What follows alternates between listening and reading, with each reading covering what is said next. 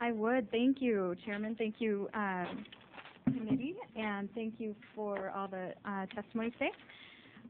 To address some of what the opponents said, for starters, privacy. We always hear about privacy, our state constitution privacy provision, which was enacted before Roe versus Wade. Well, you know what I did? I went back and read the notes from the Constitutional Convention on privacy. And guess what they were talking about? Wiretapping, electronic surveillance. We're talking about the 1970s Watergate era in the United States. I didn't see the word abortion in there.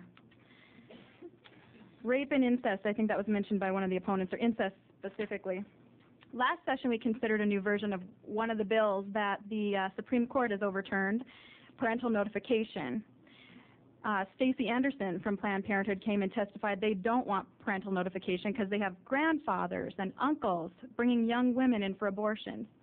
Some of you were on this committee last year, might remember that last session. Why would that be?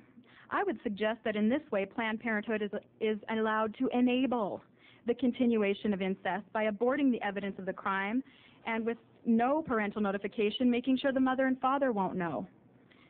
I won't go into the well-documented cases of Planned Parenthood enabling statutory rape and sex trafficking around the United States, as we've all seen on the news lately. I object. Again, this bill will simply allow Montana to have the same common-sense abortion restrictions as other states already have, like parental notification.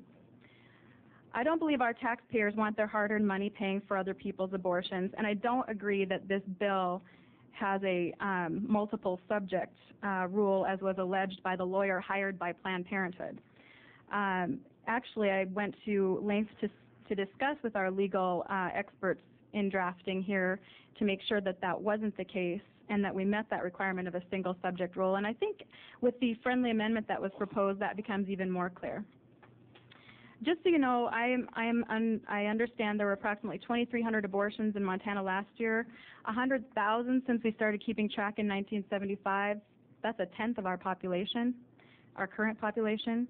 I understand about 380 were paid for by Medicaid last year at $600 to $800 each. I guess that's around 200,000 taxpayer dollars. 250 of them on girls under 17. Again, just to reiterate, this will not outlaw abortion. Just allow Montana to make the same common sense restrictions that other states have and allow taxpayers who object to abortion to have a voice in whether or not their hard-earned tax money goes to pay for them. Thank you.